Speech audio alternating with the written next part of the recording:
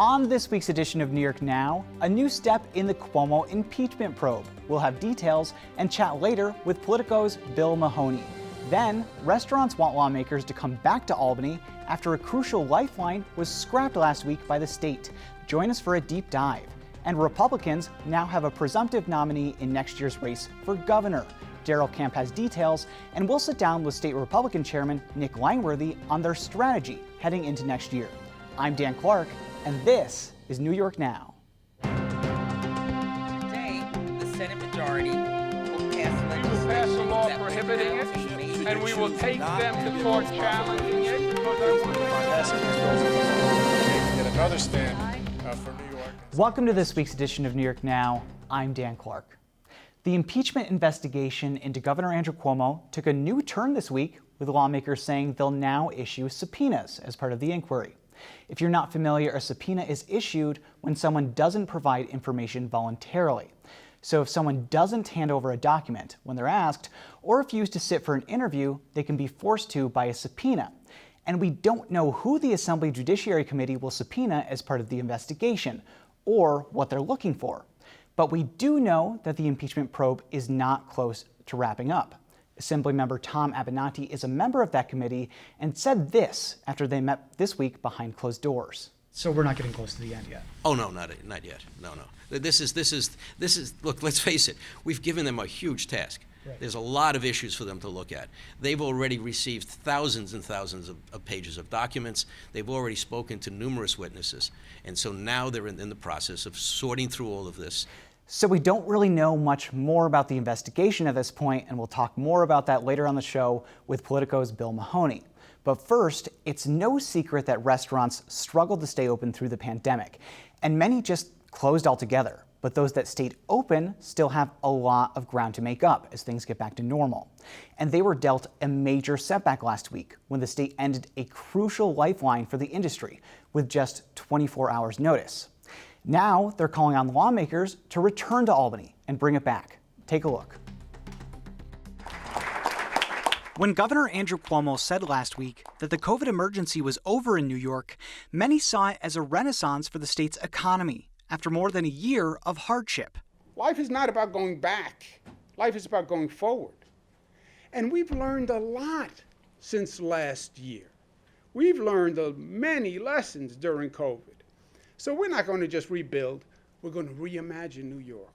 But that wasn't good news for everyone. With just 24 hours notice, a series of regulations that helped businesses survive the pandemic were set to expire. One of them was the end of alcohol to go, which restaurant owners and distillers say was a big blow.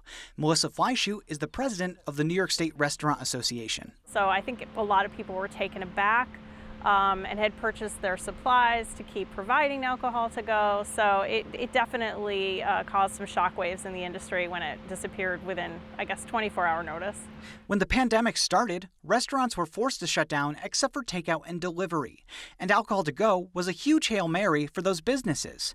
As long as someone was buying food, they could take a drink with them or have it delivered. That gave some pad for restaurants when sales were slow.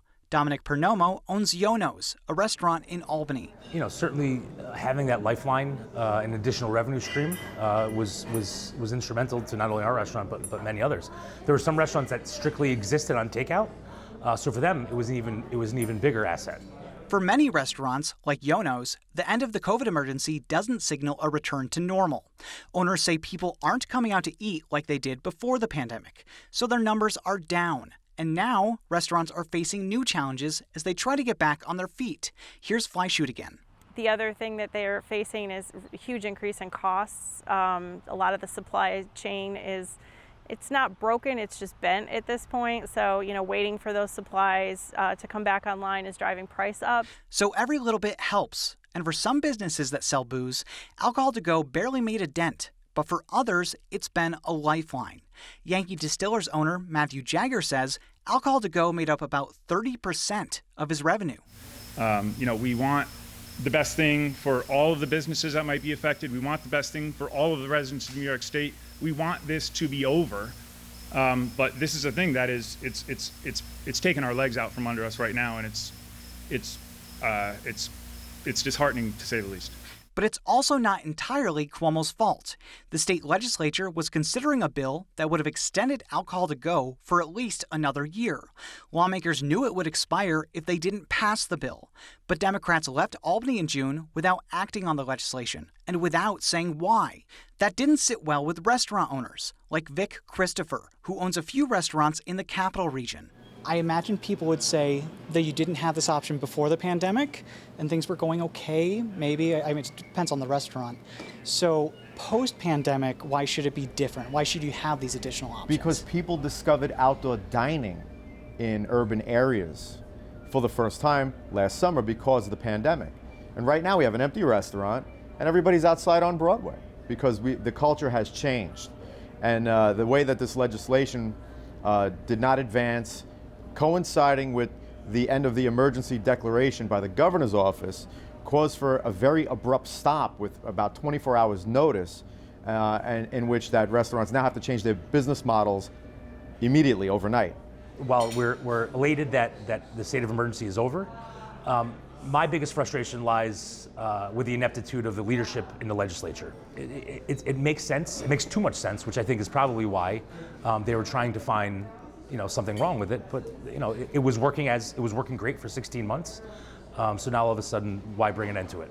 And lawmakers aren't scheduled to come back to Albany until January, leaving at least 6 months before alcohol to go is even considered. Assemblymember John McDonald was one of the bill's supporters. He says that some lawmakers were wary of easing access to alcohol. Do you have any indication of why some would be opposed to it in the legislature? There's always going to be a core group, and I've noticed this in the Assembly. There's a core group that they rather not deal with anything that is perceived as expanding alcohol use.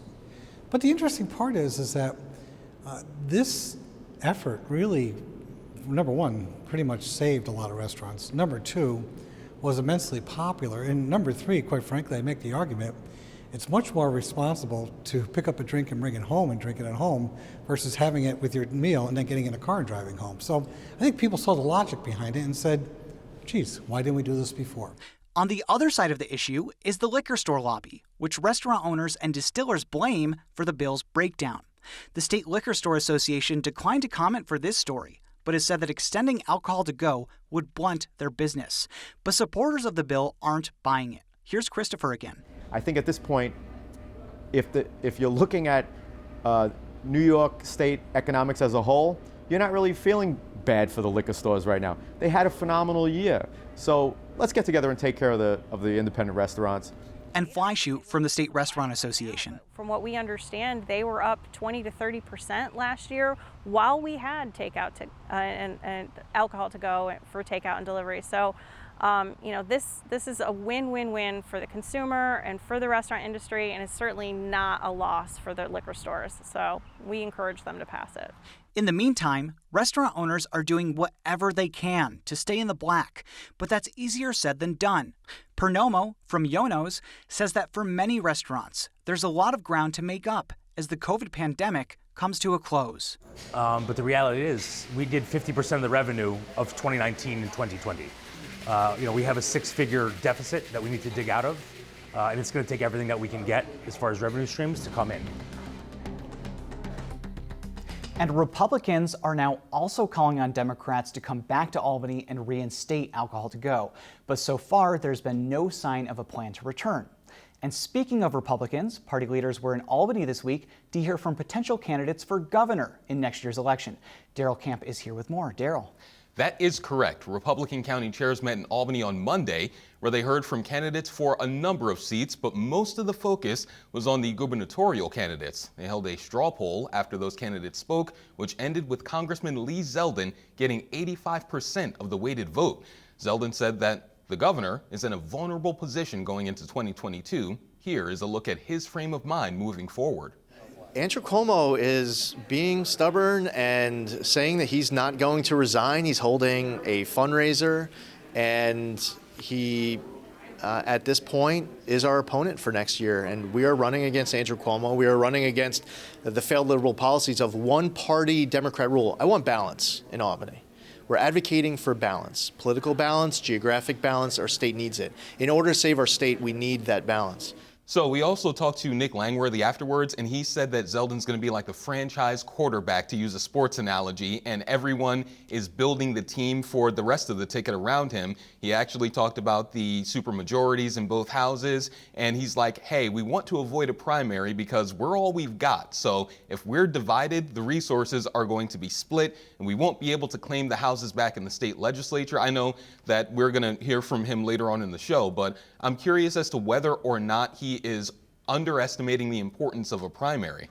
So did Zeldin say what his strategy is for next year? Obviously, it's going to be an uphill battle. It's an uphill battle, but he feels that the governor is such a weak position right now where he can basically be taken out easily with just facts, logic, reason, the fact that he has some crossover appeal he feels because he's won in purple districts. So Lee Zeldin feels that when he's comparing himself to Giuliani or to Rob Astorino, that he actually has more crossover appeal than them, which makes him the strongest candidate. I agree with the Giuliani part, but not the Rob Astorino part. I really think Astorino would have more cross-party appeal than Lee, just because Lee really aligned himself with the president during the last 4 years while he was in Congress. But we're going to toss to Nick Langworthy now because we talked to him about this. I think it's really interesting. I sat down with Chairman Langworthy this week while he was in Albany. I picked his brain a little bit about the party's strategy heading into next year's elections. Take a look. Chairman Langworthy, thank you so much for being here. I appreciate it. Oh, thanks for having me back, Dan. Of course. So this week, Congressman Lee Zeldin was named the presumptive nominee for governor for next year for your party, and you met with all of the county chairs. They heard from the prospective candidates. What did you hear from the county chairs about why they liked Lee Zeldin? Why is he the one that they're going for? Well, I think that the interest in his candidacy is sparked by the enthusiasm he brings to the campaign trail, first and foremost. I mean, most people in upstate New York or in the Capital Region or the Hudson Valley had not necessarily known Lee Zeldin. As they see the energy that he's brought to the table, they see his biography, in what has brought him to this moment. I mean, he was a soldier, serving our country in Iraq. He's really the first person of the generation of service members that served in the post 9/11 era to seek a statewide office. I think that gives him a unique perspective. Then he served our state in the state legislature. So he's, not someone that just has federal service now looking to New York. He's someone that's, been deeply involved in the mess that is Albany, and then went on to serve at the federal level as well. We're excited about what this brings us. We wanted to start this early on purpose so that we could start to amass the resources, build the momentum, and pave the road to victory that comes so hard for Republicans in this state. I think this timeline works much better for us. Donors, have told me they don't want to see money squandered on a primary. They want to see us, articulate the differences between what our Republican vision is for New York and the terrible path that one-party Democrat rule has taken this state on at this point. So the other candidates have said that they will take this to a primary next year. Do you think that they might reverse that? What's your sense of that? Do you think you can convince them that next year is the time for your party to join together and really be unified rather than split so early on in the primary before the general? Well, I think that I never believed that the day after, the straw poll, people would be dropping out of the race. I do think, they're going to take their time. There are other metrics that campaigns are run on and judged by. The July 15th fundraising filings are going to be important to that. We're going to see, what is the overall financial health of all these candidacies. Some candidates did not articulate how they're going to raise funds. But it is, it's a reality that candidates are judged by. It's a $20 to $30 million proposition to be a successful statewide candidate. I know that Congressman Zeldin has, built the apparatus around his candidacy. I mean, he's the center of the team, but he's building that team and bringing, national level talent in to New York for the first time in a long time.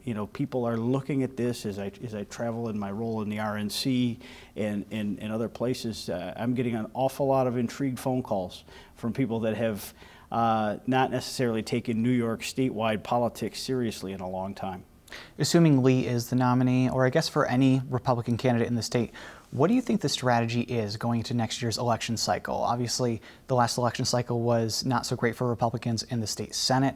So I'm wondering, what are the top issues that you think can get voters to sign up for your candidates? Well, I think first and foremost, look to the New York City Democratic mayor's primary. What did it become? Yeah. Law and order.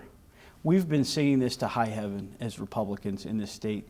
Unfortunately, due to the pandemic last fall, the issue got confused. But make no mistake, in every city, every town and village across this state, people are seeing the effects of the disastrous bail reform, criminal discovery reform, and they call it reform. I mean, they really destroyed our criminal justice system. That is going to be a first and foremost issue for us as we put forth a common sense agenda for New York, is how to make New Yorkers safe again. New York City used to be the safest city in the world, and now it's not. It's the capital of the world, and right now it's not what the taxpayers of that city deserve. So criminal justice and public safety is A1.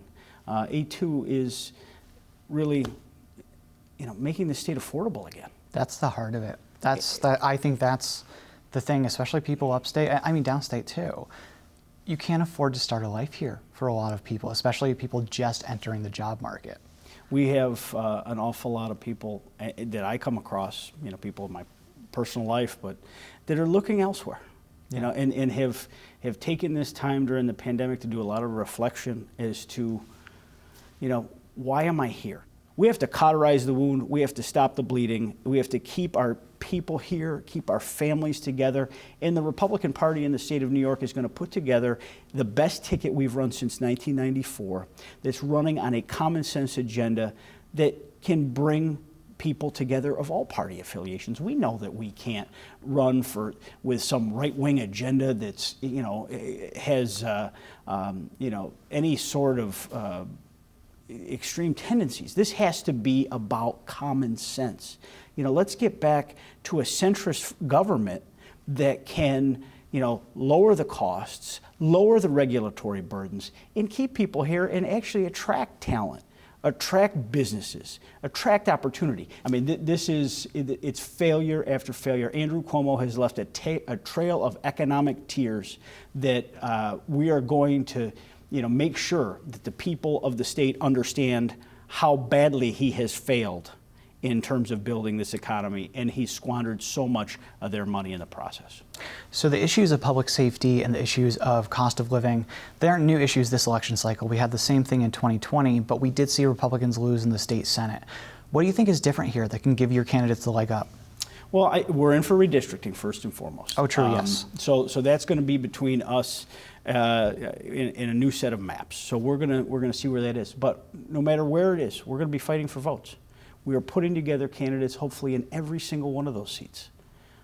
With the pandemic coming on us quick and the petition process truncated, our elections were really, in many cases, interrupted. Our candidacies were interrupted.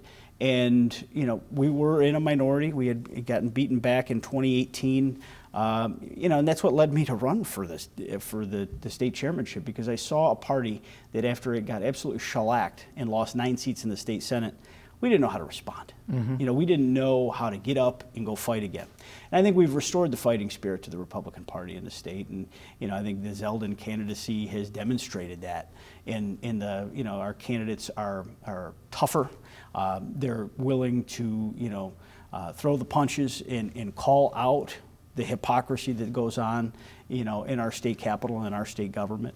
And we are going to continue to look for the best talented field that we can put forward in those races for Assembly, State Senate, Congress, and right up the ticket.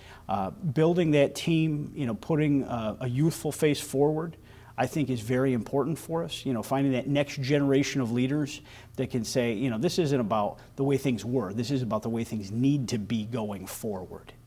We have to fight for New York's future. We have to fight to save this state. This is really, I believe, in many ways, the last opportunity for us to get it done. All right, it's all very interesting. We do have to leave it there. State Republican Chairman Nick Langworthy, thank you so much. Thank you. And we're also scheduled to chat with another Republican contender for governor next week, Andrew Giuliani. But I want to circle back to the impeachment probe into the governor and other news from the week with Politico's Bill Mahoney. Thank you for being here, Bill. Thanks for having me. So the Assembly Judiciary Committee met this week. They did executive session, which is nobody's allowed in it, for 2 hours. They emerged to say that they're issuing subpoenas, but we don't really know much more beyond that. What was your takeaway? They're moving along, too slow for a lot of people's liking. If you look at a couple of the probes we have going on, Attorney General Tish James started hers right when this stuff started emerging, late February, early March. She issued subpoenas by March. Yeah. The Assembly launched this probe in early March. They decided a couple days ago that they were going to send subpoenas. So they're not quite moving at the same pace as the Attorney General's investigation, which could very well provide some fodder for some of these Republicans and other skeptics who are saying maybe they're not terribly interested in actually rushing this through and impeaching him and focusing on this as much as they should. Right. We have talked about this before, about the Assembly delaying the governor's impeachment, maybe on purpose. I don't know if that's necessarily true, but I do think if they do get to the impeachment stage in the Assembly, that a lot of lawmakers may have lost their appetite to immediately overthrow the governor, as it was very popular in March, obviously. Well, we're hearing a lot less about it these days. Yeah. It's something that most of the allegations are a few months old. We've seen continual polls saying that people don't want the governor to leave immediately. And people are focused on other stuff. I think there's a bit of a burnt outness in Albany right now after the past year and a half we've had, where it'll take a lot to get people to really want to spend August in the sweltering state capitol. And once you get beyond that, we're kind of at the point where he'll be leaving soon enough anyways if he doesn't win a fourth term. Right. I'm wondering if this ends with the Assembly dragging on the impeachment probe until like December, January, going that far. And I wonder if it ends with the governor saying, I'm not going to run for a fourth term, and then that satisfies lawmakers to not actually impeach him, and then he gets to keep some of his legacy. I don't know. It's harder to know what the governor's thinking nowadays. And keep in mind, we've moved the primaries forward a bit since the last time we had a gubernatorial race. Right. So assuming he is going to follow through with his plans on a fourth term, this is all going to be decided by January, February, who actually is running. So there's a chance that, yeah, this will all get piled up early this year, and I would not be surprised. And granted, we have no idea what they're going to find in these investigations yet. Right. If they find some terribly damning things that go even further beyond what we've heard, and concrete proof for some of the things that we have heard, that could put the pressure, or maybe stuff could happen.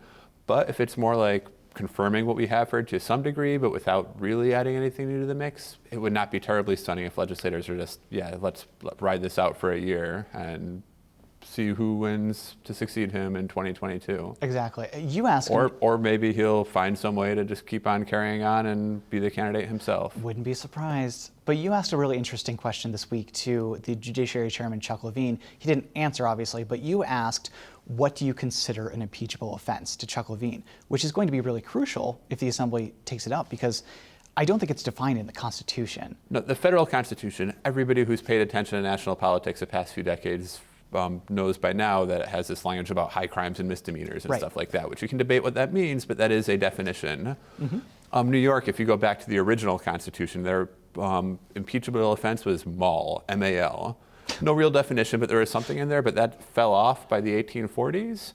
And since then, what we saw with the William Sulzer impeachment 100 years ago, the only impeachment we've had in New York, is it's whatever the legislature decides an impeachable offense is. There's no set definition.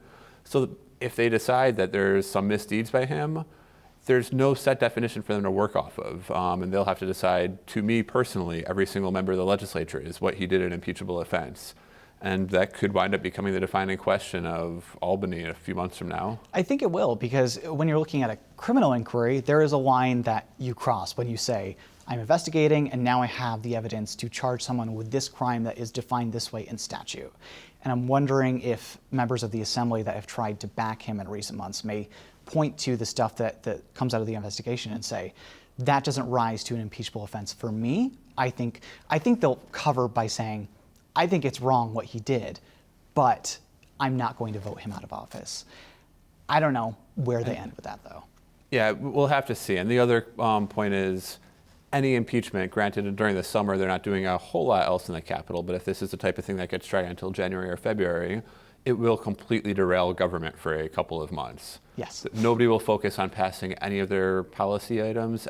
Every legislator who has 10, 12, 50 bills that they want to get passed next year, those aren't happening. If we're going to be spending all day in 12-hour sessions hearing witnesses about what the governor did or didn't do, and that's just going to subsume everything. And I do think that is weighing against the likelihood of him being impeached, is that there are a lot of legislators who are like, I might want him gone, I might not like him, what he's accused of is horrific, but let's not let all policy just be pushed aside for a year.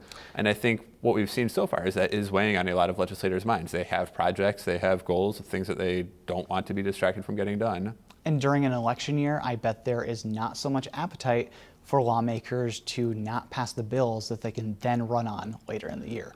And once again, this is a June primary next year rather than the traditional September one. So sessions next year, it could take up the entire time before on their ballot. They'll have no time to do anything else, quite possibly, depending on when this whole process gets started. I love the uncertainty. I love how everything's up in the air. We do have to leave it there. Bill, thank you very much for being here. I always appreciate it. And thank you for watching this week's New York Now. Have a great week and be well.